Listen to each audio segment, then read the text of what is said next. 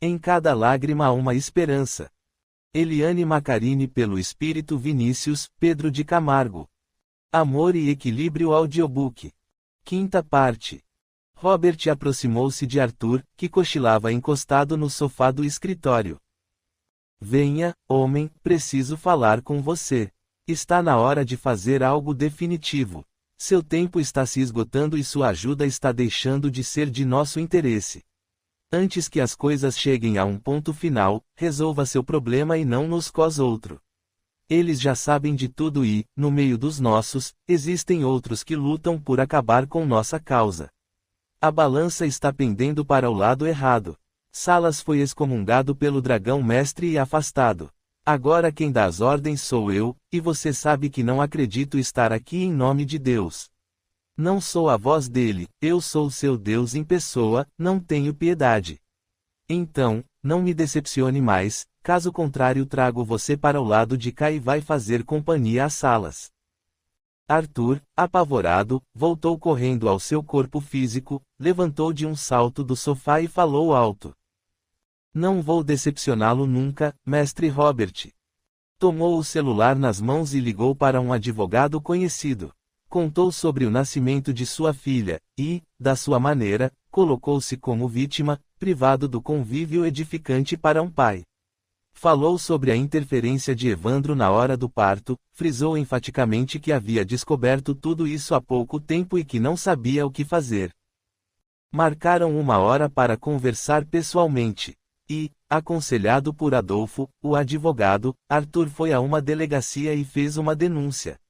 A próxima medida seria acumular provas do sequestro de sua filha e denunciar Evandro e Fábio ao Conselho de Medicina.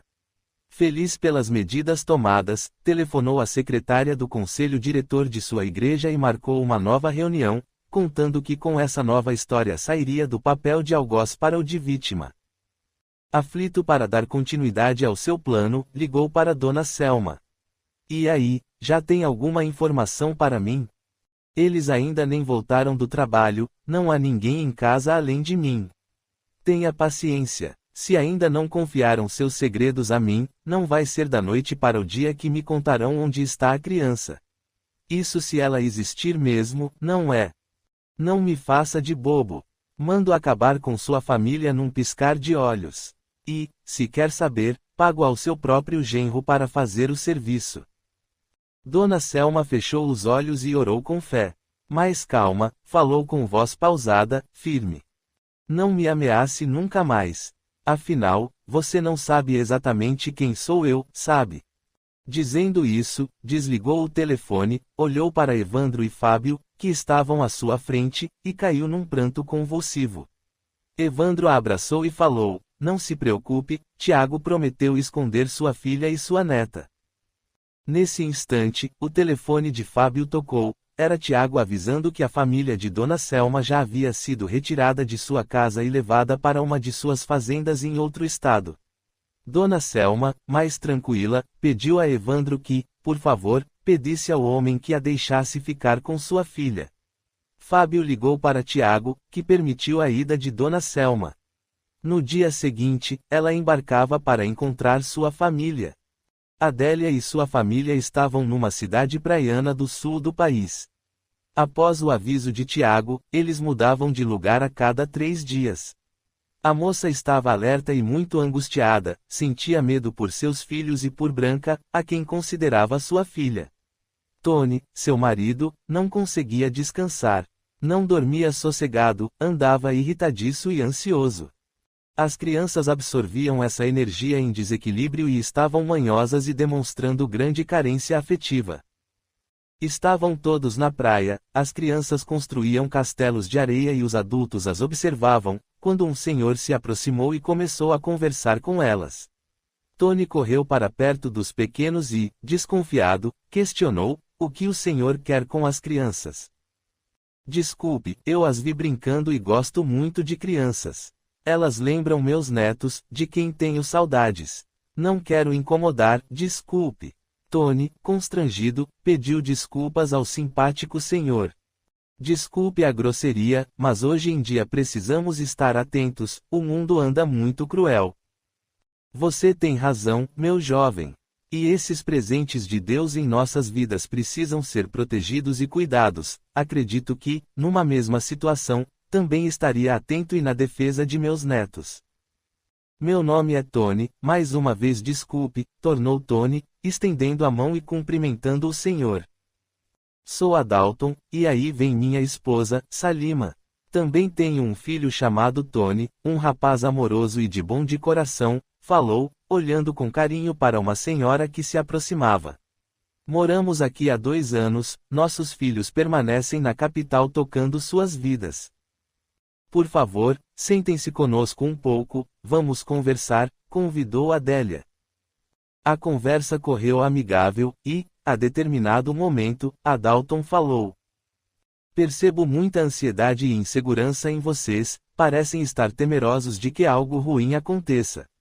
Tony olhou para Adélia com um olhar desconfiado. Desculpem, não quero me intrometer, mas sou médium sensitivo e sinto muita angústia ao lado dos amigos. Não precisam nos contar nada, apenas acreditem que Deus não nos desampara nunca. Somos seus filhos diletos e amados, sempre abençoados com a presença dos anjos do Senhor. Basta nos pedir auxílio ao Pai e somos atendidos em nossas necessidades. Temos certa idade, vivemos muitas situações que nos tornaram inseguros e temerosos, para mais tarde descobrirmos quanto nos fortalecemos em nossa fé no Criador e em nós mesmos. Hoje procuramos sempre estar ao lado do Pai, isso nos torna serenos e firmes em nossos pensamentos e atitudes. Acreditamos que os resultados de toda vivência são apenas o aprendizado necessário para que nosso espírito evolua, concluiu Salima. Vocês são espíritas? Perguntou Adélia. Sim, somos, e estamos caminhando e estudando para entender essa admirável doutrina dos espíritos, respondeu a Dalton. Minha família é evangélica, mas confesso não crer nesta forma de demonstrar minha fé. Na realidade, eu não tenho nada em comum com os rituais e as crenças dessa igreja. Se pudesse escolher, seria uma seguidora do Espiritismo, falou Adélia sorrindo. Se pudesse, e por que não pode? Perguntou Salima. A família de Adélia beira o fanatismo, temos alguns conhecidos espíritas, e são tratados por eles como a escória da humanidade, respondeu Tony. E você frequenta os cultos? Perguntou Salima.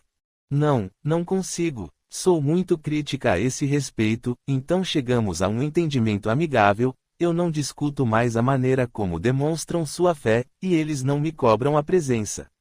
Mas daí a me apoiarem a frequentar uma casa espírita. Respondeu Adélia sorrindo. Como falei, eu tenho um filho chamado Tony, excelente rapaz, muito amigo, comentou a Dalton se dirigindo a Tony. Meu nome é Tony mesmo, geralmente é o diminutivo de Antônio, mas o meu não, explicou o rapaz. Meu filho também. Meu pai se chamava Tony, escolhemos esse nome para homenageá-lo. Era um homem admirável, amigo, digno, honesto e muito divertido, completou a Dalton.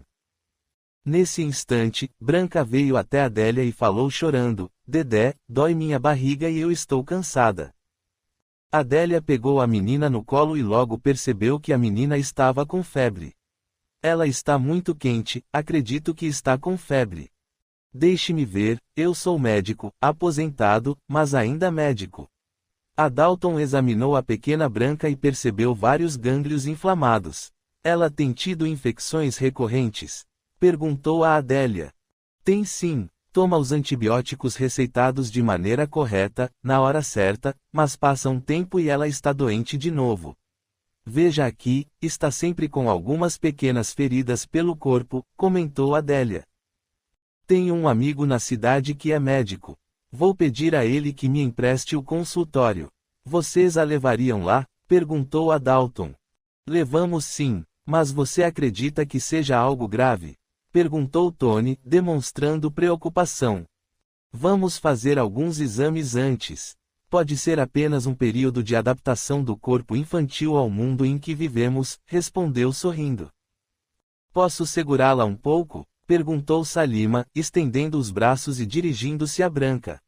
Pode sim, vovó. Você vai me ajudar a ficar boa? Perguntou a criança. Salima, sorrindo encantada, respondeu. Meu colinho vai fazê-la sentir-se um pouquinho melhor, está bem? Hoje o vovô Adalton vai examinar seu corpinho e saber se precisa de remédio também. Eu sei que preciso, mas só meu pai pode me fazer ficar boa, respondeu Branca. Então tenha certeza de que ele o fará, falou Salima. Ele não sabe onde eu estou e acho que eu não quero que ele saiba, respondeu a menina. Adélia olhou para Tony admirada e perguntou para Branca, do que você está falando, querida? Você e o Tony são meus padrinhos, meu pai vem me visitar quando eu estou dormindo, e ele está sempre muito bravo, eu tenho medo dele. Minha mãe sempre diz para eu ficar bem e ter cuidado, ela não é brava como meu pai, mas está sempre triste. Meu Deus, falou Adélia.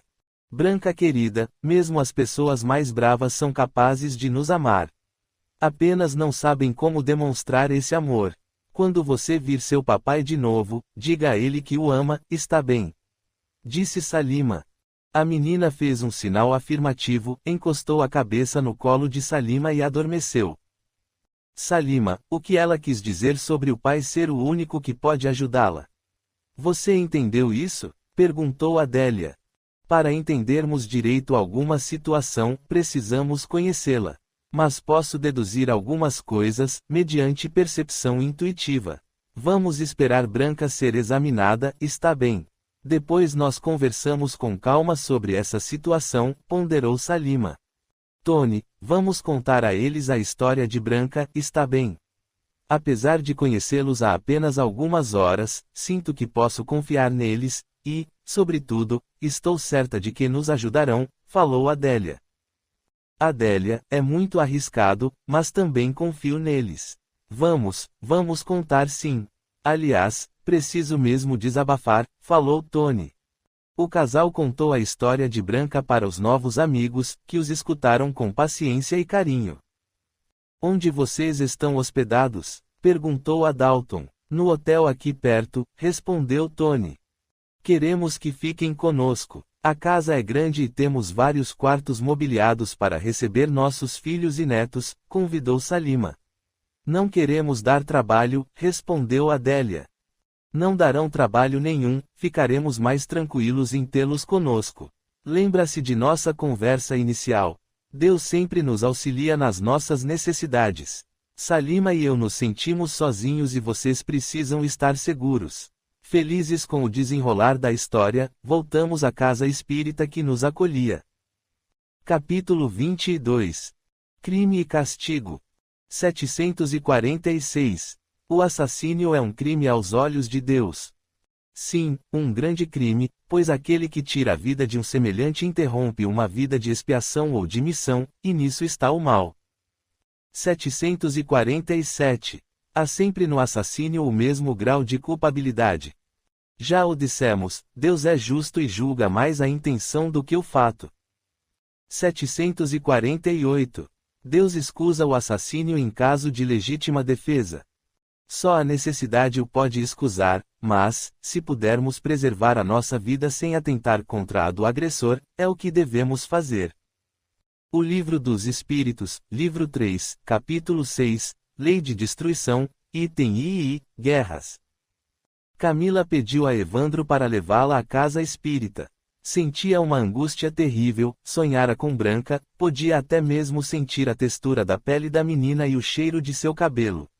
A saudade a consumia e a preocupação a descontrolava, sabia que algo estava errado.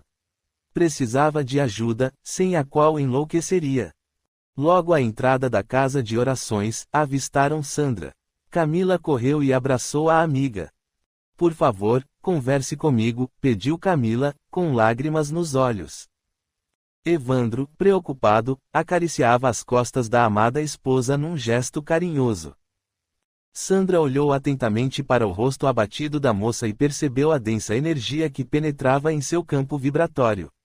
Logo identificou a figura sofrida de uma mulher que a envolvia em sentimentos de desespero e dor. A entidade repetia sem descanso. Encontre minha filha. Ele vai matá-la. Ele vai matá-la. Ela está tão frágil e doente. Precisamos salvá-la. Mentalmente, Sandra passou a um diálogo sereno com a mãezinha desesperada. Acalme-se. Dessa forma você não poderá auxiliar ninguém. Você mesma necessita de auxílio. Preste atenção no que está acontecendo, olhe para si mesma, perceba que as coisas estão diferentes, compreenda que há muito tempo você sofre em busca de sua filhinha. Ela sobreviveu, cresceu, teve uma vida produtiva e está no mesmo plano que você, o mundo dos espíritos desencarnados. Olhe ao seu lado, ela ora para que você aceite sua ajuda e a acompanhe numa nova caminhada. A mãezinha arregalou os olhos e admirada percebeu um novo panorama através da visão espiritual. Manuela, sua filha naquela encarnação, aproximou-se carinhosa, estendeu os braços e, feliz, convidou a sofrida senhora: venha, mamãe, venha comigo. A alquebrada senhora modificou sua expressão facial e, comovida, atirou-se nos braços da filha amada. Minha filhinha, como você está linda, você está tão crescida e ainda se lembra de sua mãe. Eu nunca a esqueci, mamãe. Lembro-me de seu carinho, sua preocupação, sua dor, e há muito tempo espero por este momento de libertação. Venha, vamos embora, vou levá-la a um hospital para que receba os primeiros cuidados. Hospital? Mas eu não morri?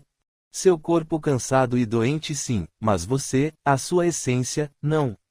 Somos espíritos eternos e temos à nossa frente uma longa caminhada de aprendizado e amor, minha querida.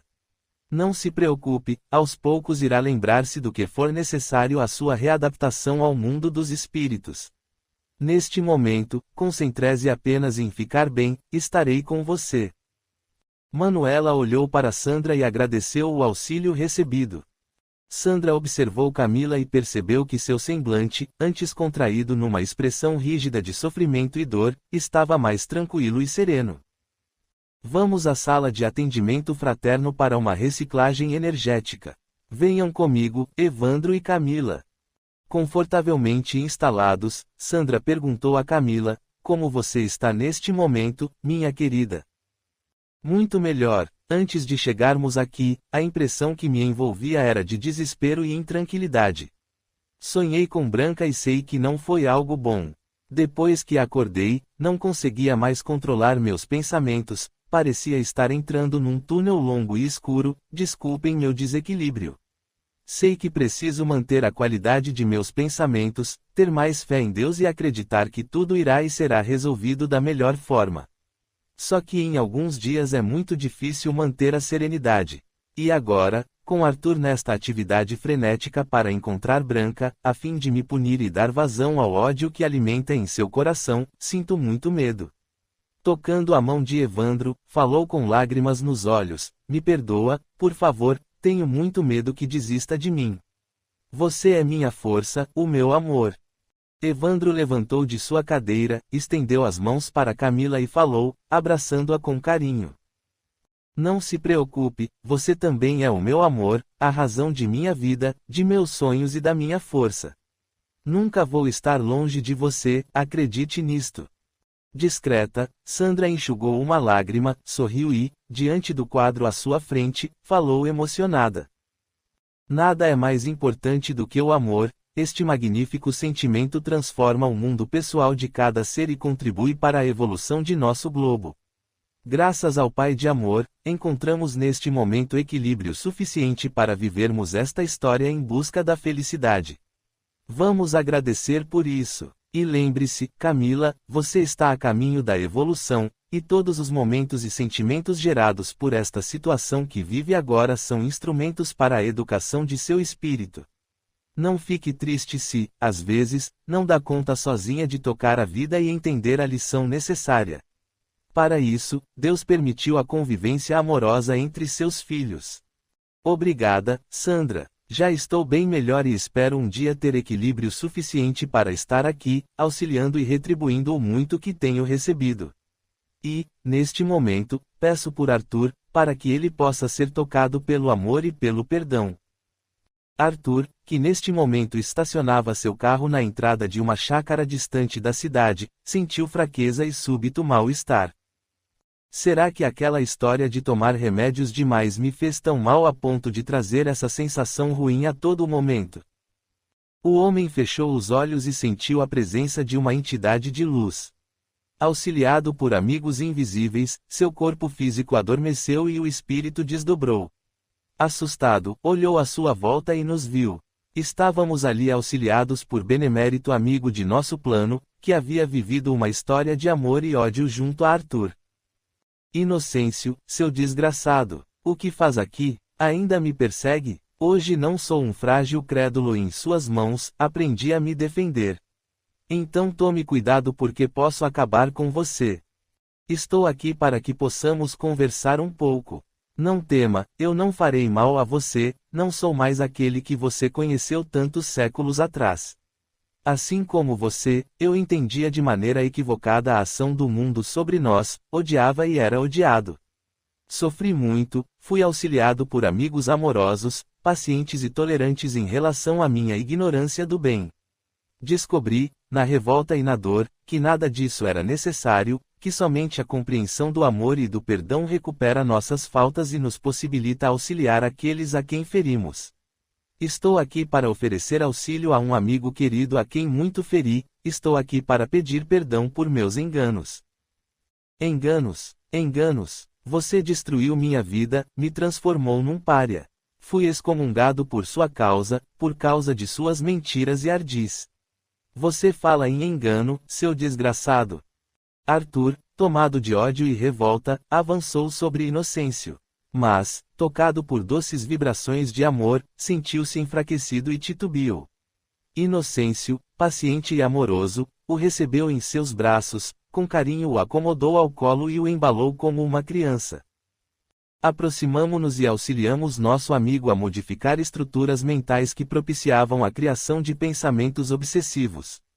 Após alguns instantes, auxiliamos Arthur a voltar para o corpo físico. O homem, meio confuso e envolvido por vibrações melhores, olhou à sua volta e lembrou-se de que precisava entrar na casa à sua frente, o conselho da igreja o esperava. Saiu do carro e demorou em firmar as pernas, que pareciam bambas e inseguras, não tinha certeza do que estava fazendo ali. Fez um esforço sobre-humano para entender o que estava acontecendo, apoiou-se em uma árvore e fechou os olhos. Sentia o estômago enjoado, suava frio e não conseguia encadear as ideias necessárias para organizar a sua defesa. Esperou mais um pouco, um homem saiu da casa e veio ao seu encontro. Sou secretário do bispo e você precisa entrar. Estão todos esperando. Nossa, você está muito pálido. Está se sentindo bem? Desculpe, estive internado no hospital e ainda não me recuperei totalmente. Entre, tome um copo de água gelada. O dia está muito quente e parece que teremos uma tempestade. Obrigado. Robert conseguiu se aproximar do campo vibratório de Arthur e o ameaçou. Se não der conta de fazer o que precisamos, vou descartá-lo como uma roupa suja. Volte a controlar seus pensamentos. Você foi insultado por Inocêncio e deixou-se envolver de novo, é muito frouxo. Arthur aprumou o corpo, levantou a cabeça com altivez e falou em tom firme, não se preocupe, estou melhor. Entrou na imponente casa e foi encaminhado a uma sala de reunião. Sentados em volta de uma grande mesa oval estavam 4 bispos que o esperavam para dar início à reunião. À cabeceira da mesa, encontrava-se um senhor de aparência forte, calvo e de expressão perspicaz. Sente-se, você já nos fez perder muito tempo. Desculpem, estive doente, internado no hospital, e ainda não me recuperei totalmente. À entrada da chácara tive um mal-estar, precisei esperar um tempo para sentir-me melhor. Está bem, temos algumas denúncias sobre você, tanto na maneira como conduz sua vida particular como na congregação. São denúncias graves, que podem abalar a estrutura de nossa igreja. Recebemos ameaças quanto à divulgação de seus atos nos meios de comunicação. Sabe do que falo? Gostaria que me colocasse a par do assunto. Mas algumas coisas posso deduzir por causa de uma situação bastante grave que ando enfrentando. Inclusive foi essa situação a causa de meu estado de saúde ter piorado, respondeu Arthur, com expressão de sofrimento estampada no rosto. Muito bem, Dionísio, por favor, leia o relatório que elaborou, apenas os itens a serem esclarecidos. E vou avisando, Arthur, que já fizemos algumas pesquisas. E ainda temos alguns detetives que agem dentro da comunidade evangélica que administra, a fim de colher dados e elucidar alguns assuntos referentes à sua vida particular, sentenciou o bispo. Arthur fez menção de falar algo, mas o bispo, com um gesto firme, o fez calar-se.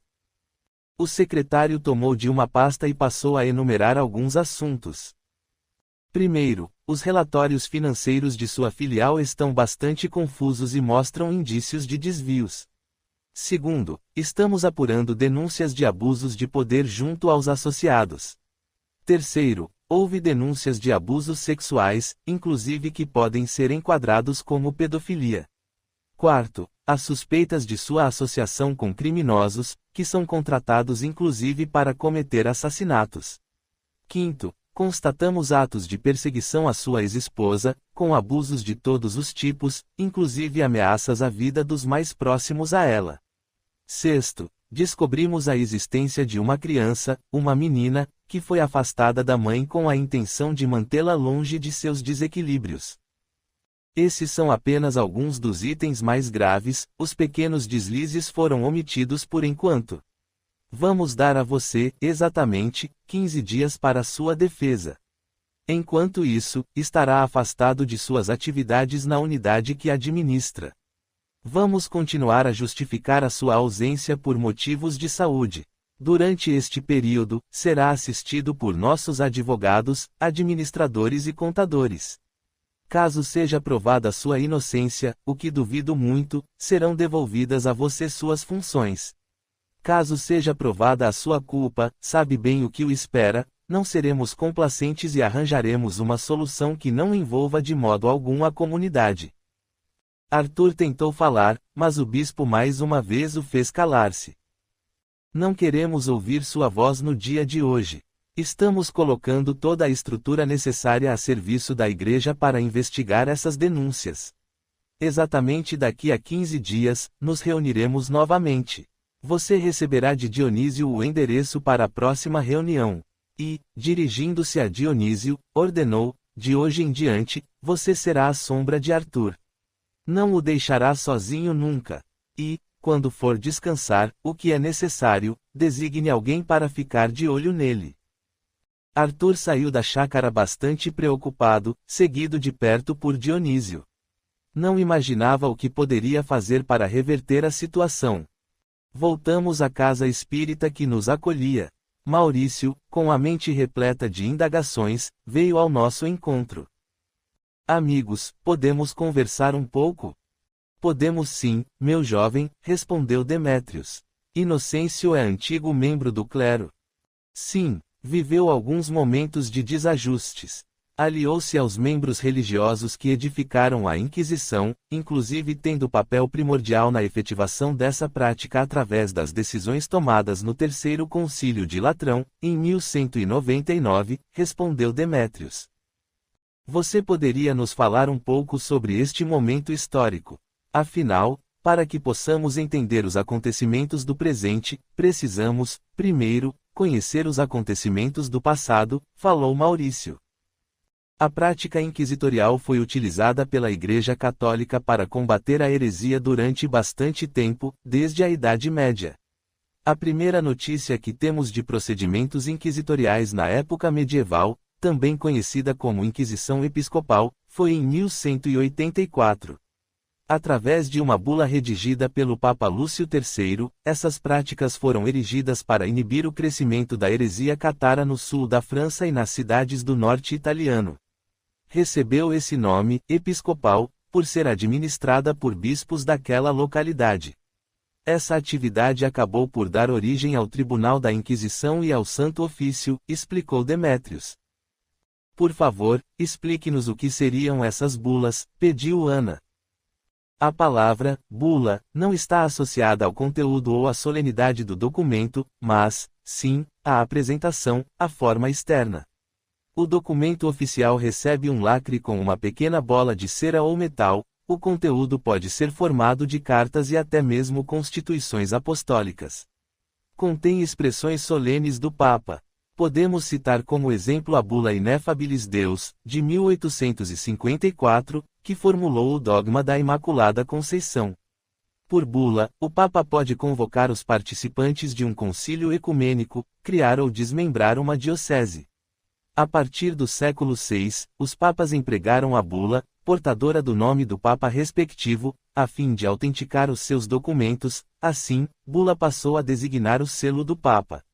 A partir do século XIII, bula designa não apenas o selo, mas a sua própria carta.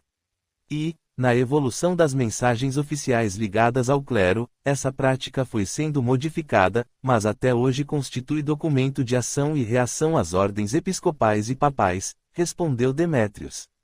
Desculpe, meu amigo, mas vamos aproveitar seus conhecimentos e questionar mais uma coisa, falou Maurício. Fiquem à vontade, o que for de meu conhecimento, compartilharei com prazer, falou Demétrios. Qual a diferença entre Tribunal da Inquisição e Santo Ofício? Perguntou Maurício. O Tribunal da Inquisição foi criado pela Igreja Católica Apostólica Romana, no período medieval, com o propósito de investigar, apurar, julgar e condenar os culpados por crimes de blasfêmia, heresia e outras práticas que fossem contrárias às leis da Igreja. O Santo Ofício era uma instituição eclesiástica de caráter judicial que tinha por principal objetivo inquirir heresias, daí também ser conhecido como Inquisição, respondeu Demétrios. Então essas bulas acabaram por legalizar a prática da tortura. Perguntei ao amigo. O castigo físico dos hereges foi designado para os leigos. Por esta bula, os bispos foram obrigados a intervir ativamente para erradicar a heresia, e, para tanto, foi-lhes dado o poder de julgar e condenar os hereges em sua diocese. Todas as inquisições medievais importantes foram descentralizadas. As autoridades locais agiam com base em orientações da Santa Sé. Mas não havia nenhuma autoridade central executando as inquisições, como seria o caso das inquisições pós-medievais. Assim, há muitos tipos diferentes de inquisições, dependendo da localização e dos métodos. Historiadores e estudiosos as têm geralmente classificado de Inquisição Episcopal e Inquisição Papal. Os papas, durante algum tempo, tiveram que frear o impulso crescente dos heréticos. Porém, finalmente, no Terceiro Concílio de Latrão, no ano de 1179, incitaram os príncipes a aplicar as sanções penais contra os hereges. De início, tentou-se liquidar o problema militarmente. Em 1208, o Papa Inocêncio III apelou à Cruzada Albigense, convocou os príncipes cristãos, garantindo aos que dela participassem os mesmos benefícios espirituais e temporais ligados à Cruzada de Libertação da Terra Santa. Os cruzados saíram vitoriosos e logo se apoderaram dos territórios dos albigenses e dos senhores feudais que os protegiam. Mas o resultado não foi o esperado pelo Papa, pois a heresia continuou a progredir. Como resultado, o Papa recorreu à pressão judicial, estabelecendo a Inquisição. Essa instituição apareceu primeiro em 1203, quando Inocêncio II mandou juízes papais especiais inquirirem casos de heresia em certos locais em que os tribunais dos bispos pareciam incapazes de colocar-se à altura de sua rápida difusão.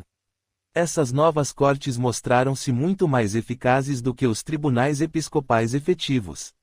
Em consequência disso, em 1229, foram transformadas em instituição permanente para o fim específico de lidar com a heresia.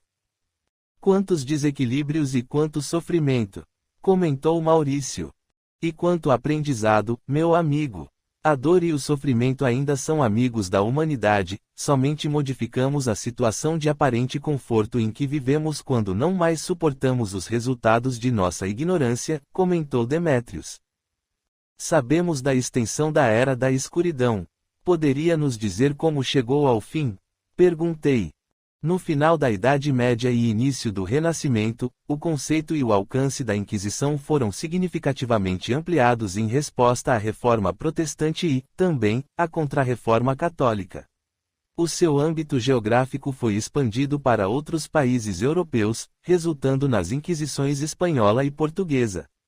Esses dois reinos, em particular, operavam tribunais inquisitoriais que foram instaurados ao longo de seus respectivos impérios e territórios, resultando, na América, na Inquisição peruana, e, na Ásia e na África, na Inquisição mexicana. Um foco particularmente presente, tanto na Inquisição espanhola quanto na portuguesa, era converter judeus e muçulmanos ao catolicismo, em parte porque esses grupos minoritários eram mais numerosos na Espanha e em Portugal do que em muitas outras partes da Europa e, em parte, porque, muitas vezes, eles eram considerados suspeitos devido à suposição de que haviam secretamente voltado a praticar suas religiões anteriores.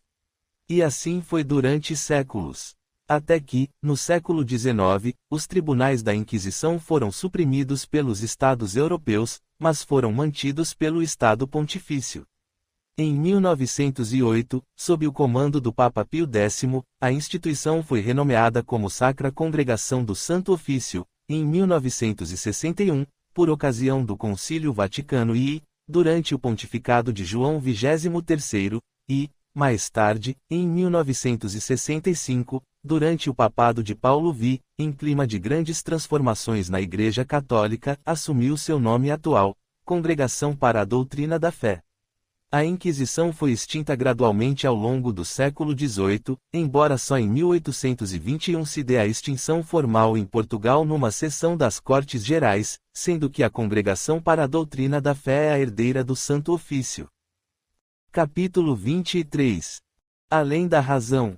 749. O homem é culpável pelos assassínios que comete na guerra? Não, quando é constrangido pela força, mas é responsável pelas crueldades que comete. Assim, também o seu sentimento de humanidade será levado em conta. 750. Qual é o mais culpável aos olhos de Deus, o parricídio ou o infanticídio? Um e outro são igualmente, porque todo o crime é crime. 751. Porque entre certos povos, já adiantados do ponto de vista intelectual, o infanticídio é um costume e consagrado pela legislação. O desenvolvimento intelectual não acarreta a necessidade do bem, o espírito de inteligência superior pode ser mau, é aquele que muito viveu sem se melhorar, ele o sabe. O Livro dos Espíritos, livro 3, capítulo 6, Lei de Destruição, item II, Guerras. Enquanto isso, Adélia e Tony lutavam pela saúde de Branca. Após alguns exames serem feitos, Adalton chamou o casal ao consultório médico de seu amigo, Victor, especializado em oncologia pediátrica. Bom dia, meus amigos, este é o Dr. Victor, um grande amigo e excelente médico. Pedi a ele algumas elucidações clínicas e que assumisse o caso de Branca. Qual foi o diagnóstico? Perguntou Adélia bastante apreensiva. O diagnóstico é leucemia linfóide aguda, uma doença de progressão rápida que afeta a maior parte das células que ainda não estão formadas, ou que sejam primitivas, isto é, ainda não estão completamente diferenciadas. Essas células imaturas não conseguem realizar suas funções normais. A leucemia linfóide aguda começa com a transformação de uma célula saudável, que se torna doente por alguma razão ainda desconhecida. Na maioria das vezes, o início da doença é abrupto e os sinais e sintomas aparecem já nas primeiras semanas da instalação da doença. Meu Deus, e como isso funciona? O que podemos fazer? Perguntou Adélia, demonstrando tristeza e insegurança. A leucemia não é hereditária nem contagiosa. Resulta de um dano genético adquirido, não herdado, no DNA de uma única linhagem de células na medula óssea. Acredita-se que uma alteração na estrutura genética causa as anomalias e a multiplicação descontrolada dos glóbulos brancos. O Dr. Victor continuou a explicar. E, embora a causa dessa alteração também seja desconhecida, suspeita-se de alguns fatores, dentre eles podemos citar os seguintes, que são importantes para o diagnóstico: anomalias congênitas, não hereditárias, como a síndrome de Down, que estão associadas a maior incidência de tipo de leucemia linfóide aguda, radiação ionizante, já que altas doses de radiação, por exemplo, a bomba atômica ou o contato intenso com produtos radioativos, aumentam as chances de desenvolver a doença, vírus, pois podem causar alterações genéticas e já foram associados a alguns tipos de leucemia. Substâncias químicas, já que a exposição a altas doses de vapores de benzeno pode ser a causa de uma série de transtornos no sangue. Vocês se lembram de alguma virose prolongada da qual Branca foi tratada? Perguntou o Dr. Victor.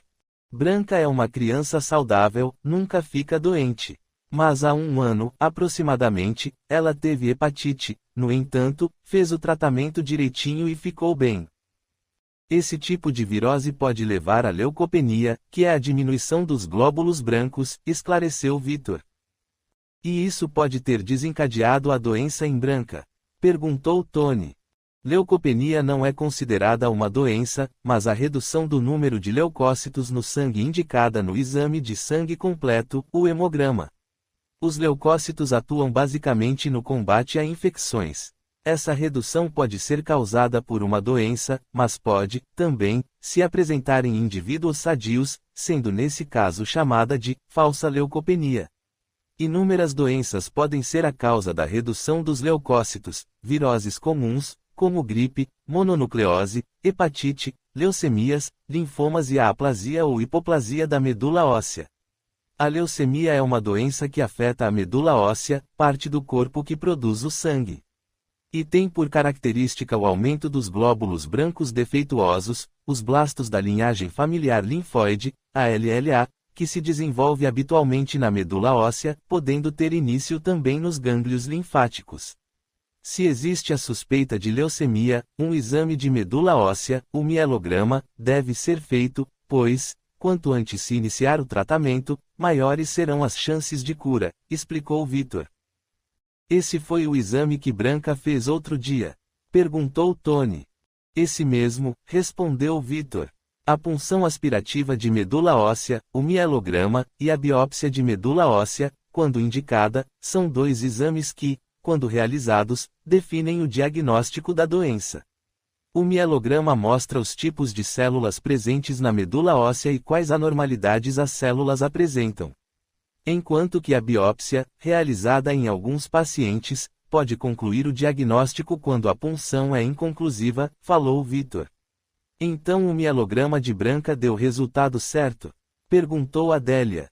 Deu sim, Adélia. De posse desse resultado, vamos focar no tratamento da doença. O objetivo do tratamento da leucemia linfóide aguda é a cura da doença. Assim, crianças com LLA têm obtido altas taxas de cura. O número de pacientes curados aumentou na última década, e o período de remissão, que é o controle da doença, tem aumentado, de maneira significativa, em adultos e também em crianças. O tratamento da LLA é dividido em 2 partes, terapia de indução e terapia pós-indução ou manutenção, explicou Victor. Como isso funciona? Perguntou Adélia. A indução é o termo utilizado pelos médicos para indicar o início do tratamento com quimioterapia, que deve ser realizado imediatamente após o diagnóstico estabelecido. Neste período, que tem duração aproximada de 4 semanas, o paciente recebe medicamentos quimioterápicos potentes com o objetivo de eliminar o maior número de células leucêmicas. Após a indução, é realizado um novo mielograma para verificação da remissão da doença. O objetivo da terapia de indução é destruir o maior número de blastos, que são as células doentes, retornar as contagens sanguíneas ao normal e, por fim, livrar o paciente de todos os sinais da doença e controlá-la. Dependendo do tipo de leucemia, a necessidade de tratamento prolongado, que pode durar, em geral, 2 anos. As combinações de quimioterapia são utilizadas para prolongar e manter a remissão, podendo ser ministradas por via oral, intramuscular ou endovenosa. Entretanto, os quimioterápicos podem ser utilizados isoladamente ou combinados, dependendo do tipo de leucemia e da fase do tratamento. Temos ainda outras alternativas, que podem ser utilizadas em conjunto com a quimioterapia, como a radioterapia e a profilaxia do sistema nervoso central, e o transplante de células tronco hematopoéticas, chamado de TCTH. Transplante? Perguntou Adélia. Isso mesmo, o transplante pode ser autólogo ou alogênico. No TCTH autólogo são utilizadas as próprias células do paciente. Antes que a quimioterapia comece, as células tronco hematopoéticas são retiradas do sangue do paciente, ou de sua medula óssea, por um procedimento denominado aférese. Elas são então armazenadas e injetadas de volta no paciente após ele receber quimioterapia em altas doses para destruir as células doentes. O TCTH alogênico é um procedimento em que o paciente recebe células tronco, que podem ser do sangue, da medula óssea ou do cordão umbilical de um doador saudável e compatível. Esse doador pode ser da família do próprio paciente ou proveniente de um banco de doadores. Branca não é nossa filha, se precisar de doador não sei como faremos isso. O caso é bastante difícil, falou Adélia. Os pais têm contato com ela? Perguntou Vitor. Precisamos contar a ele, Tony, falou Adélia, apreensiva, olhando para o marido. Está bem, querida, eu conto a história a ele, respondeu Tony. Tony resumiu a história de Branca. Vitor ficou pensativo por algum tempo, então falou. Bom, no meu parecer, a mãe biológica precisa saber o que está acontecendo. E, quando for necessário, se for necessário, nós podemos discutir alguns aspectos legais com um bom advogado. Então, não vamos sofrer antes da hora. Vamos começar o tratamento de indução e ver os resultados, está bem? Está bem, doutor. E quando precisarmos voltar para casa, como ficará o tratamento de Branca? Perguntou Tony. Pelo que me contaram, Adélia deve ficar por aqui até toda esta situação ser resolvida, não é mesmo? E, se for necessário, não estamos tão longe da cidade em que moram. Vocês poderão vir nos visitar, como também posso indicar um colega para acompanhar Branca em sua cidade. Não vamos nos antecipar, está bem? Adélia e Tony voltaram com a Dalton para sua casa. Salima os esperava com as outras crianças. Desculpe a demora, Salima, mas a consulta foi bastante demorada, falou Adélia. Não se preocupe, as crianças são muito boazinhas e divertidas. Estava aqui com eles e nem vi o tempo passar. Conte o que foi decidido para o bem de Branca, respondeu Salima. Adélia colocou a amiga a par das decisões tomadas e, mostrando preocupação, falou. Preciso falar com Wanda, precisamos conversar com Camila, afinal, ela é a mãe da pequena Branca, e só está afastada da filha pelo bem da criança.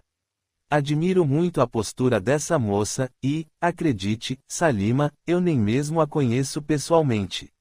Estou preocupada porque, ao avisar Camila e o esposo, Evandro, o terrível Arthur pode acabar descobrindo onde estamos, confidenciou Adélia.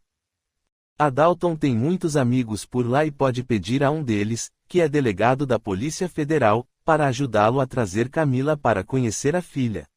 Deve ser muito difícil para essa moça estar longe de Branca. Imagine agora que a menina está doente, e gravemente doente, falou Salima. Vou falar com Wanda, e, por favor, peça sim a Dalton para ajudar Camila a chegar até aqui, pediu Adélia. A moça tomou o aparelho celular que mantinha apenas para conversar com Wanda e ligou para a amiga. Adélia, está tudo bem? Mais ou menos, Wanda. Tenho uma notícia muito grave a dar, e peço a você que a transmita a Camila com muito cuidado. Deus do céu, o que está acontecendo? Branca está bem? Infelizmente, não. Há mais ou menos 2 meses anda meio doentinha e pensamos ser uma virose mal curada. Estamos hospedados na casa de um amigo médico, ele achou o quadro meio esquisito e fez alguns exames. Infelizmente, Branca está com leucemia linfóide aguda. Estamos voltando do oncologista, e amanhã mesmo será iniciado o tratamento. Acredito que Camila deva saber.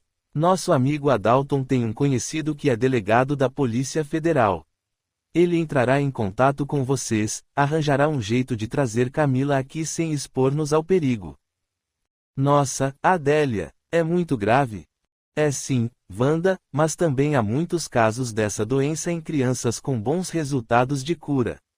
Devemos manter a esperança e a fé em Deus. Logo teremos boas notícias, você verá. Nem sei como agradecer a você tudo que tem feito por nós. Não se preocupe com isso. Branca é um presente de Deus em nossas vidas, e as crianças a amam como sua irmã. Nós a amamos muito, pode acreditar. Eu sei, por isso confiei em vocês. Vou falar com Camila e meu irmão, e depois conversamos mais. Wanda chamou Fábio e o colocou a par do assunto. Precisamos falar com seu irmão primeiro, Camila não estava bem hoje. Parece que anda sonhando com Branca e que sente que a menina está em perigo. Intuição de mãe, apesar de estarem separadas desde o nascimento. Existe uma ligação muito forte entre elas, uma ligação de amor verdadeiro. Tenho muita compaixão por Camila, pelo sofrimento de estar longe da filha, por nunca poder participar de nada que diz respeito à criança. E agora essa notícia. Tudo sempre tem solução, meu amor. E acredito de verdade que em breve toda essa história estará resolvida. Enquanto isso, Arthur repassava e repassava os últimos acontecimentos, não via como sair daquela situação. Dionísio estava com ele desde que saíram da reunião e não dava trégua. Até mesmo mandou a empregada colocar uma segunda cama em seu quarto. Enfurecido, Arthur pensou, que inferno! Ainda mando matar esse desgraçado. Não estou vendo outra alternativa. Não conseguirei fugir se esse infeliz não me der uma folga. Olhando para Dionísio, falou com cinismo. Preciso ir ao banheiro, você quer entrar comigo? Dionísio olhou-o bastante sério e falou. Se eu fosse você, não me irritaria. Já está numa situação bastante delicada para querer ainda fazer graça. Arthur entrou no banheiro, abriu uma gaveta com fundo falso e tirou um celular. Abriu o chuveiro, ligou para Celso e o instruiu. Estou em casa e não posso falar muito, o pessoal da igreja me vigia de perto.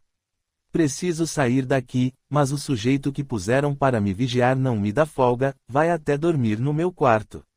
Traz um pouco daquele pozinho e mandarei o Joaquim colocar no chá que ele toma toda noite. Quando ele apagar, sumo daqui. Depois volto, como se nada tivesse acontecido. Preciso ir naquele lugar especial, pegar alguns documentos. Esse povo está na minha mão e não sabe. E o que eu ganho com isso? Muito mais do que você pode sonhar.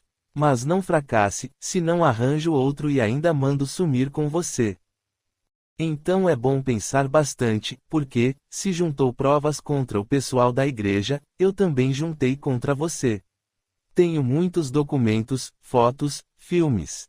Além disso, estou cansado de suas ameaças.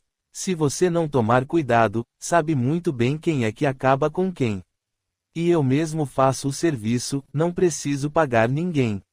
Arthur deu uma risada abafada e falou. Somos do mesmo time, companheiro, então não fale. Celso, enraivecido e se sentindo humilhado, pensou, malditos. Se fosse outra época seriam excomungados ou jogados aos leões. Hoje em dia, fazem pose de santos enquanto roubam o povo ingênuo e ignorante. Constroem templos faraônicos, vivem como nababos e ainda não pagam impostos. Pensando bem, sempre foi um bom negócio esse da fé, esses idiotas em busca de milagres pagam até o que não têm por uma mãozinha para limpar as porcarias que fazem. Dionísio bateu a porta do banheiro e falou com autoridade. Trate de não demorar muito. E com quem está falando? Estou ouvindo você cochichar faz tempo. Não posso mais ficar em paz nem mesmo no banheiro. Tenho o hábito de falar sozinho, principalmente quando estou com raiva. Já estou saindo. Arthur desligou o telefone celular e o colocou novamente no compartimento secreto do armário. Saiu do banheiro e olhou com cinismo para o outro. Satisfeito? Ainda não. Dionísio entrou no banheiro e passou a revistar o cômodo, não demorou muito e achou o celular. Ligou o aparelho, rastreou o número utilizado, tomou do próprio e fez uma ligação. Boa noite, amigo. Descubra para mim de quem é esse número que vou te passar e depois me liga. Olhou para Arthur, que estava pálido e com muito ódio, e falou debochando dele. Dessa escola que você frequenta, saí formado há muito tempo. Não adianta espernear, você não tem mais ninguém. Todos com quem podia contar também têm seu preço. Essa é a dificuldade de ser um canalha, você não tem a fidelidade de ninguém. Dionísio sentou-se numa poltrona, recostou a cabeça e fechou os olhos. Arthur o olhava com muito ódio. Robert se aproximou de seu campo vibratório e falou em seu ouvido. Não preciso mais de você, está por conta própria. Arthur sentiu um medo inexplicável, sabia estar em perigo. Sentiu que sua vida estava por um fio. Descontrolado, avançou sobre o outro, agarrou seu pescoço e apertou sem parar. Dionísio, em pânico, tentava gritar e não conseguia. A fúria cegava e redobrava as forças do infeliz assassino. Por fim, a resistência física do homem cessou. Arthur olhava para ele sem entender direito o que havia acontecido. Finalmente se deu conta de sua ação nefasta e pensou: nunca matei ninguém, mas também não é tão difícil assim. O que faço com esse corpo? Celso já deve ter sido contatado, e o infeliz tinha razão, ele não é fiel. Vou precisar dar um jeito sozinho nessa história. Não posso contar com a discrição da criadagem. Já sei, o garoto novo, ele é bem ambicioso, vou até ele. Observávamos essa terrível cena de horror que se desenrolava, apesar de nossa tentativa de evitar mais esse comprometimento para Arthur. Porém, ele não nos permitiu a aproximação. Robert nos observava e, sorrindo com sarcasmo, falou: resolvi um problema para vocês. Ele será encarcerado em breve, eu mesmo darei um jeito para que isso aconteça.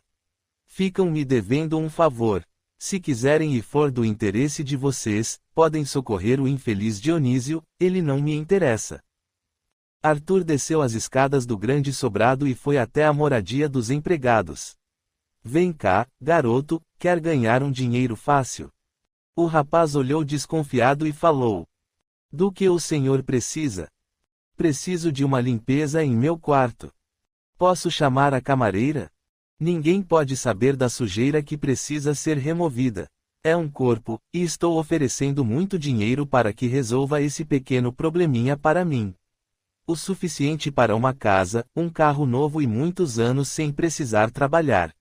Se aceitar, amanhã mesmo estará com o dinheiro nas mãos.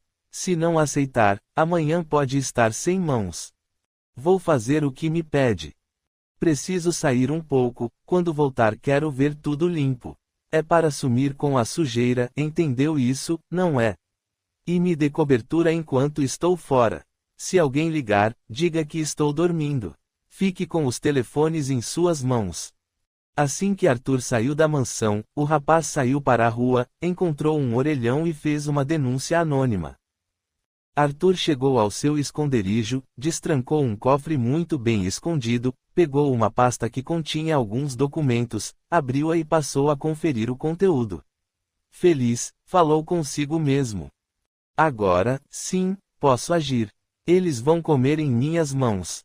E essa porcaria toda está acontecendo por causa de Camila e daquele seu doutorzinho. Vou acabar com a vida deles e também com essa criança amaldiçoada. Depois arranjo outra mulher para parir meus filhos. Sei que não posso mais ter filhos depois daquela doença que peguei. Essa porcaria estragou a minha chance de procriar. Mas ninguém precisa saber que o filho não é meu, não é? Satisfeito com os novos planos, riu alto e continuou. Eu sei onde eles estão, mas eles não sabem que eu sei. Dessa vez, vi até o nome da rua, vai ser fácil. Vou encontrar um canto para cochilar um pouco. Preciso descobrir o nome da cidade, só isso. Sou abençoado mesmo, tenho esse dom e ninguém sabe. Arthur resolveu passar em sua casa e verificar se seu funcionário havia cumprido suas ordens. Ao se aproximar da mansão percebeu intensa movimentação, havia vários carros de polícia estacionados defronte ao portão. Irritado, falou alto. Desgraçado, ele me traiu. Não importa, mato esse também, até gostei do que fiz. Tenho muito dinheiro, tenho o suficiente para viver sem trabalhar, e com luxo. Dou cabo da criança e sumo no mundo. Quem tem dinheiro sempre sai livre. Voltamos à Casa Espírita Caminheiros de Jesus. Capítulo 24. Crueldade e ignorância. 752. Podemos ligar o sentimento de crueldade ao instinto de destruição. É o próprio instinto de destruição no que ele tem de pior, porque, se a destruição é às vezes necessária, a crueldade jamais o é. Ela é sempre a consequência de uma natureza má. O Livro dos Espíritos, livro 3, capítulo 6, Lei de Destruição, item V, Crueldade. Amanhecia. Dirigimo-nos à torre onde os trabalhadores da casa espírita se reuniam para as orações matinais. Inek convidou todos a elevar o pensamento ao Pai e suplicar por socorro para a humanidade, tão carente de amor e perdão. Observávamos a beleza da cidade que nos abrigava. Ao longe, podíamos ver o portal de entrada para a cidade espiritual da região. As mentes alinhadas num só propósito amoroso transformavam energias mais densas em vibrações de amor fortalecedor e de paz. Renovados em nossos propósitos cristãos, ficamos algum tempo por ali, observando a beleza que a vida pode nos oferecer. Vinícius, nesta última visita a Arthur, observamos que ele falou sobre informações obtidas em sonhos, não é assim? Isso mesmo, Maurício. Poderia nos falar um pouco sobre esse assunto? Posso sim, mas confesso que sei pouco sobre isso. Seria interessante termos a companhia de Inácio, acredito que ele poderia nos trazer um pouco mais de conhecimento sobre o assunto. E, olhem, ele vem vindo. Completei, feliz com a presença de nosso amigo. Bom dia, amigos. Percebo certa felicidade da parte de vocês com a minha aparição, falou bem-humorado. Abraçamos nosso companheiro de lide socorristas e falei animado, já antevendo o aprendizado que teríamos. Pode estar certo disso. Falávamos sobre informações conseguidas durante o sono do corpo físico e que acabam por ser recordadas após o despertar, comentei. Esse é um assunto bem interessante, tanto para nós, espíritos desencarnados, quanto para estudiosos das áreas de psiquiatria e psicologia, que, ainda, infelizmente, não levam em consideração a ideia de múltiplas vivências, dando ao assunto interpretações bastante incompletas, falou Inácio. O que você poderia nos esclarecer? Perguntou Demétrios. Comecemos com a interpretação encontrada em O Livro dos Espíritos. A pergunta 404 questiona sobre a significação atribuída aos sonhos e propõe uma série de perguntas que nos levam a racionalizar a própria relação entre as informações que nos chegam através de nossas experiências enquanto encarnados e nossa interpretação, que está vinculada ao que nós somos, aliás, produto de múltiplas vivências. Os espíritos superiores iniciam esclarecendo assim. Os sonhos não são verdadeiros, como entendem os ledores da sorte, pelo que é absurdo admitir que sonhar com uma coisa anuncia outra. Analisando essa frase, podemos deduzir que, para entender algo, precisamos ter conhecimento de causa e efeito. E a visão estreita e carregada de misticismo leva a interpretações errôneas dessas lembranças-informações, que acabam por atrasar o processo de educação do espírito. Essa análise nos faz lembrar, neste momento, a preocupação maior de nosso querido amigo Allan Kardec sobre a necessidade de adquirir conhecimentos e empreender o verdadeiro processo de educação, dessa forma eliminando interpretações viciosas e ignorantes. E continua, eles são verdadeiros no sentido de apresentarem imagens reais para o espírito, mas que, frequentemente, não têm relação com o que se passa na vida corpórea. Esse conceito é bem lógico, aliás, se estamos desdobrados durante o sono do corpo físico, nosso espírito goza de parcial liberdade, e vive momentos característicos ao seu processo de evolução e compreensão. E nada mais real do que o nosso estado natural, porém, presos à vivência de nossa encarnação atual, acabamos por relacionar simbolicamente as lembranças que trazemos com as nossas preocupações e desejos atuais. Essa limitação de horizontes lembra a história da subida da montanha, quanto mais ascendemos, mais visão temos. Ressaltam, muitas vezes, ainda, como já dissemos, são uma recordação, outra referência feliz à continuidade eterna da vida. Experiências acumuladas são esquecidas momentaneamente, para nos auxiliar a trabalhar apenas assuntos específicos e os quais já nos achamos aptos a vivenciar, e, durante o sono, afloram, com a permissão de amigos melhores que nos assistem, e que acabam por ter a função de compreensão das limitações e de momentos de reajuste, aos quais somos levados para experimentar e superar nossos traumas. Podem, enfim, algumas vezes, constituir um pressentimento do futuro, se Deus o permite, ou a visão do que se passa no momento em outro lugar a que a alma se transporta. Considero essa fala muito elucidativa, quando faz alusão aos pressentimentos. Devemos levar em conta que o espírito em desdobramento tem a visão ampliada ao necessário.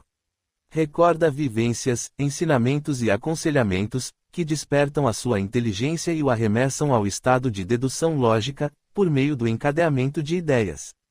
Na questão 454, Kardec pergunta se podemos atribuir a dupla vista à perspicácia de certas pessoas em julgar com mais precisão determinadas informações que outras, e recebe a seguinte resposta: é sempre a alma que irradia mais livremente e julga melhor do que sob o véu da matéria. Levam-nos à reflexão diante da proposição de algumas perguntas interessantes, como: não tendes numerosos exemplos de pessoas que aparecem em sonhos para advertir parentes e amigos do que lhes está acontecendo? Ou ainda, o que são essas aparições se não a alma ou o espírito dessas pessoas que se comunicam com a vossa? E o último questionamento sobre o assunto, bastante lógico e simples: quando adquiris a certeza de que aquilo que vistes realmente aconteceu, não é isso uma prova de que a imaginação nada tem com o fato, sobretudo se o ocorrido absolutamente não estava no vosso pensamento durante a vigília? Aconselho os amigos a estudarem o capítulo 8, Emancipação da Alma, de O Livro dos Espíritos, pois falamos apenas de forma sucinta acerca de uma única face desta interessante questão. Muito elucidativa a explanação que fez. E quanto às ciências terrenas que tratam da compreensão da mente humana? Perguntei a Inácio. Ainda é bem rudimentar, como citei no início. Poucos estudiosos da mente humana aceitam a ideia de múltiplas vivências e a continuidade de aprendizado cumulativo. Freud acreditava que o sonho era um recurso ativo da mente para dar vazão às tendências egoísticas e libidinosas, que sofriam limitações reais da mente em vigília, o que acarretava um estado alterado de satisfação simbólica ou representada. Durante o sono, a mente se recolhia ao isolamento feliz da vida intrauterina, pois voltava ao primitivo estágio de distribuição da libido, ou seja, ao narcisismo absoluto, estado em que a libido e o interesse do ego, unidos e indiferenciados, existem no mesmo ego, que se basta a si mesmo. Levando em conta essa definição restrita, o sono deixa de ser interpretado como um estado de repouso ou de isolamento para ser entendido como uma atividade do sono, atividade essa que pode ser influenciada ou determinada por estímulos externos ocasionais, um ruído ou cheiro, que passam a integrar o enredo do sonho, porém sem interferir em sua essência e significado. Outros estímulos são de origem interior, psíquica ou somática. Estímulos interiores originados do psiquismo profundo do indivíduo podem aparecer camuflados, expressados livremente, sem os limites da censura moral, que os reprime em condições normais. A maioria é simbolizada, sem serem símbolos fixos, mas subjetivos e circunstanciais, criados de acordo com as condições da situação vivida pelo indivíduo. Freud e seu discípulo suíço, o psiquiatra Carl Gustav Jung, já sabiam que o conteúdo dos sonhos altera as condições do organismo e que essa alteração está diretamente ligada às emoções.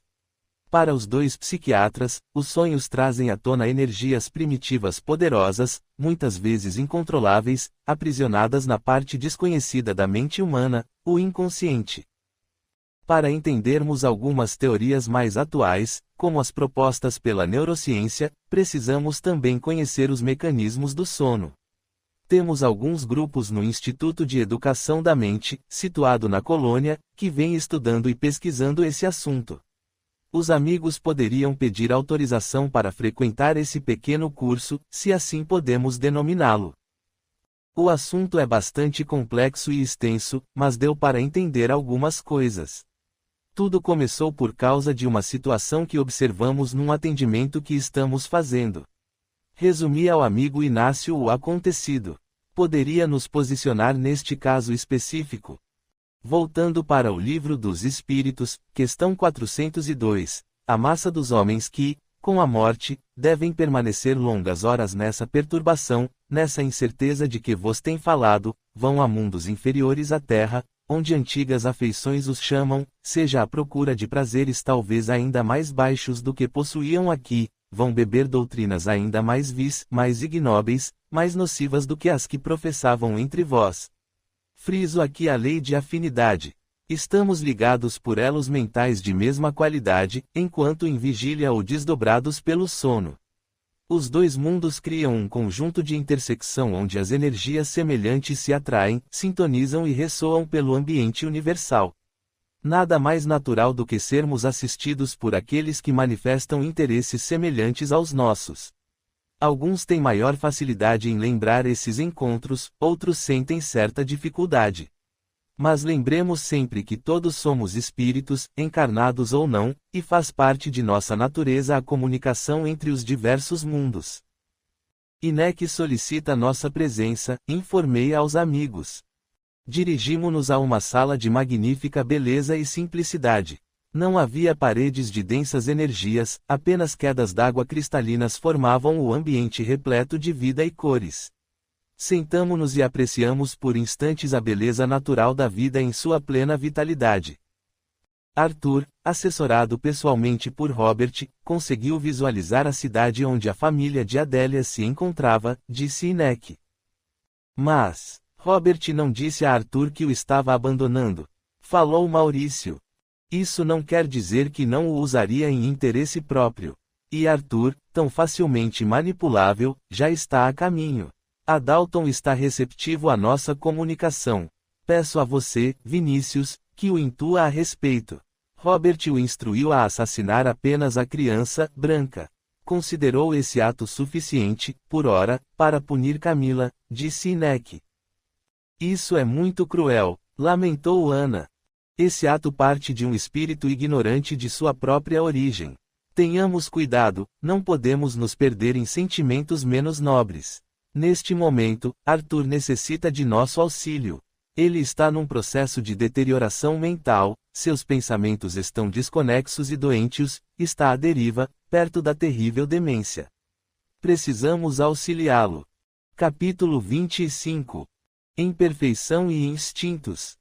753. Por que motivo a crueldade é o caráter dominante dos povos primitivos? Entre os povos primitivos, como os chamais, a matéria sobrepuja o espírito. Eles se entregam aos instintos animais e, como não têm outras necessidades além das corpóreas, cuidam apenas da sua conservação pessoal. É isso que geralmente os torna cruéis. Além disso, os povos de desenvolvimento imperfeito estão sob o domínio de espíritos igualmente imperfeitos que lhes são simpáticos, até que povos mais adiantados venham destruir ou arrefecer essa influência. O Livro dos Espíritos, Livro 3, Capítulo 6, Lei de Destruição, Item V, Crueldade. Robert designou alguns de seus serviçais para acompanhar Arthur, que, envolvido em vibrações de ódio e pensamentos fixos de vingança, perdia a noção do risco em que colocava a própria vida. Dirigia como um louco pela estrada sinuosa. Em determinado ponto do trajeto, deparou-se com uma barreira policial. Aflito, falou consigo mesmo. Será que já deu tempo de ter sido denunciado por matar aquele traste? Não, preciso me acalmar. Faz só 2 horas que saí da cidade. Vou em frente. Se me mandarem parar, paro e tento enrolar os moços. O policial rodoviário fez sinal para parar. Arthur encostou no acostamento, abriu o vidro do carro e falou. Bom dia, policial. Algum problema? Preciso ver seus documentos e revistar o veículo. Fomos avisados de que dirigia em alta velocidade, colocando em risco os outros veículos. Certo, aqui estão. Ah, desculpe, esta é minha identificação da igreja, sou pastor. Da igreja evangélica? Isso mesmo, estou indo socorrer uma família que passa por momentos de aflição. Trata-se de um jovem viciado que tenta cometer o suicídio. Esse é o motivo da minha pressa. Desculpem meu desatino, não pensei no mal que poderia causar. Pensava apenas no coitado desse menino envolvido com o mal e na aflição da mãezinha, que tenta contê-lo sem ajuda de ninguém. Desculpe ter interrompido sua viagem. Mas sabe como é, muitas denúncias de tráfico de drogas, pastor. Também sou evangélico. Que Jesus o ilumine, meu filho. Vou abrir o porta-malas, mas por favor não demore. Prometo ir mais devagar, no entanto, temo pelo que possa acontecer a essa família. Não precisa, pastor. Continue sua viagem, em nome de Jesus. E que o Mestre o conduza. Obrigado, meu irmão. Arthur tremia bastante, fechou os olhos por alguns segundos e voltou à estrada. Depois de um tempo, após se acalmar, ria sem parar. Ao mesmo tempo, sentia dores por todo o corpo, a cabeça girava, e o estômago queimava.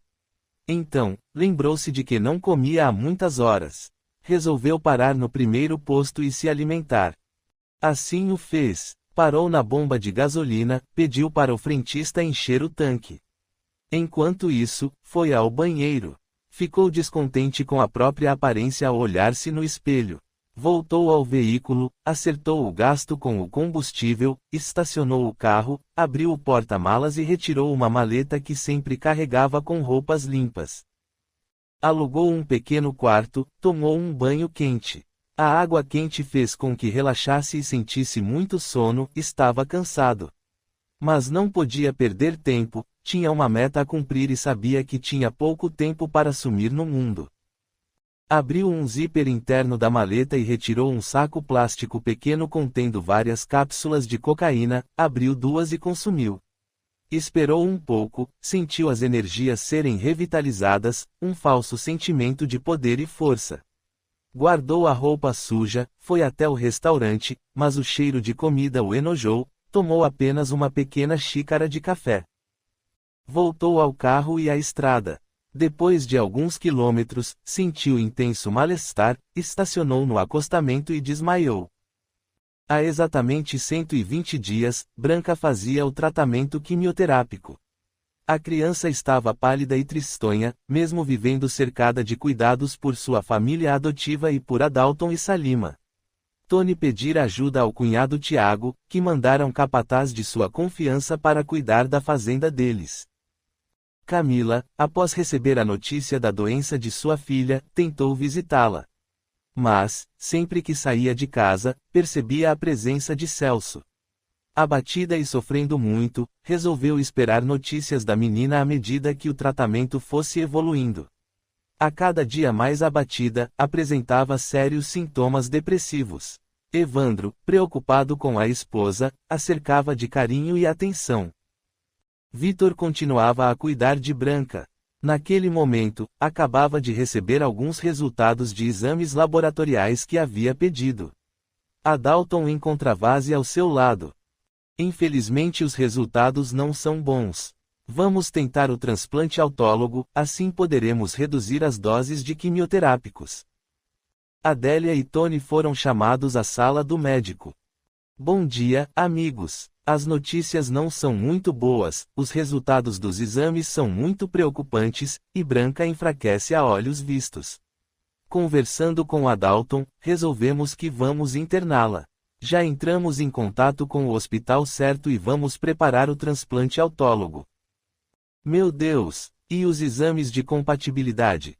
Perguntou Adélia. Infelizmente, não encontramos nenhum doador compatível. Nem mesmo a mãe, Camila. Se pudéssemos obrigar o pai a realizar o exame de compatibilidade, explicou Adalton. Se for necessário, nós o faremos, respondeu Tony. Mas o transplante autólogo pode dar certo.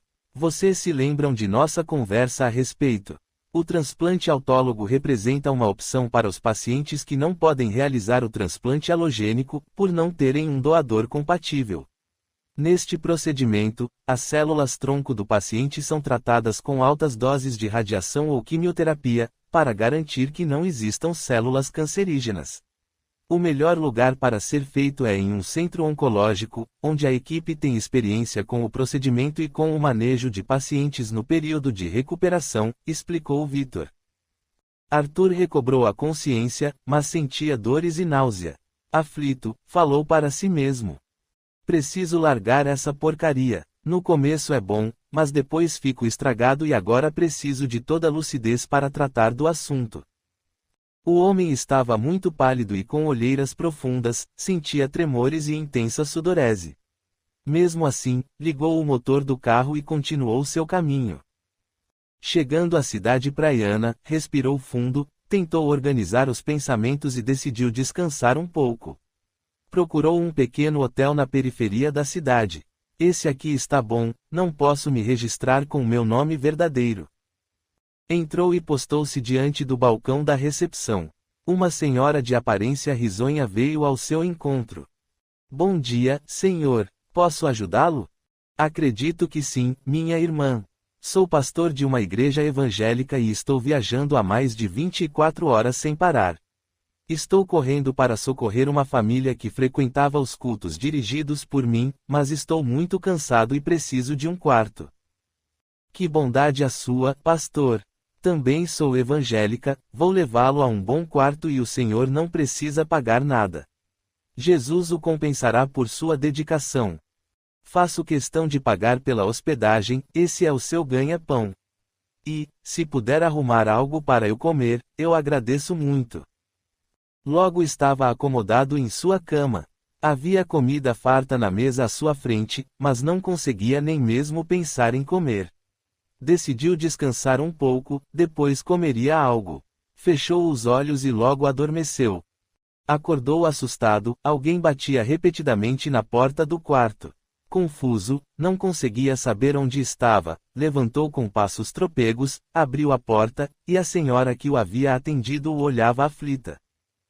Puxa vida, pastor, o senhor me assustou. Eu a assustei? Por quê? Estava dormindo pesado.